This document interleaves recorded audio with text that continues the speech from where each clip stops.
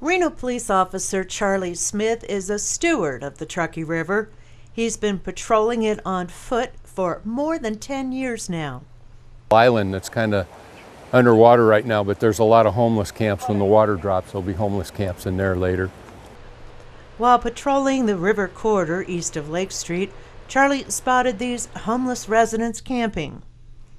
This group is among many homeless who would rather camp along the river than use the homeless shelters and other resources at the city's Community Assistance Center.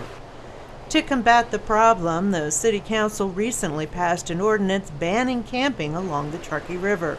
Camping ordinance is only enforceable between the hours of a half hour after sunset to sunrise. They have to be given one warning, and the shelter has to have empty beds. So if the shelter's full, we can't enforce it. Charlie made these folks pack up their stuff. He gave them information on the triage center where they can get help for alcohol and drug abuse. In cases like this, the problem will most likely just move downstream. Honestly, yeah.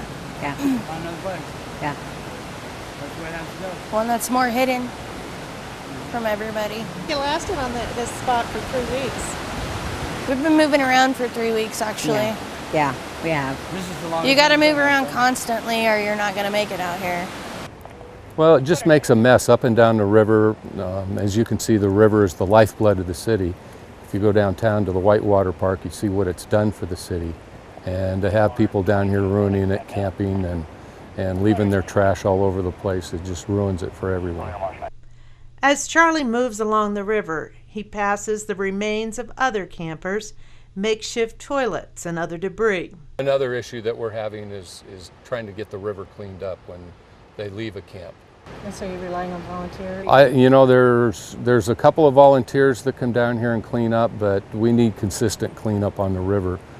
When we get new people in town, they see a camp down along the river and they think it's okay to camp there. So it continues to be used even when people leave that camp. So it's a continuous problem. So you need to keep the trash and the camps cleaned up so that people don't get the idea that it's okay. This group has packed up their stuff for now. It's another day of survival out here as Charlie works to protect the river and help some of these folks get into a more productive lifestyle.